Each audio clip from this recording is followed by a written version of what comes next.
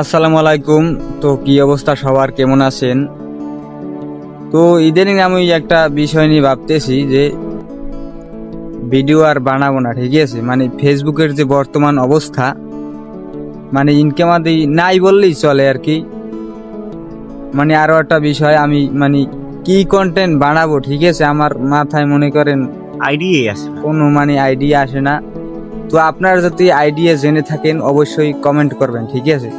আর আমি তো একটু এখন বলতে চাই, ইমরান ভাই আমি বলি, আমরা হ্যাঁ। চাইতেছি যে ভিডিও তো এখন আর আইডিয়া পাইতেছি না, এই জন্য আর কি আমরা চাইতেছি ভিডিওটা সাইডে দিতে।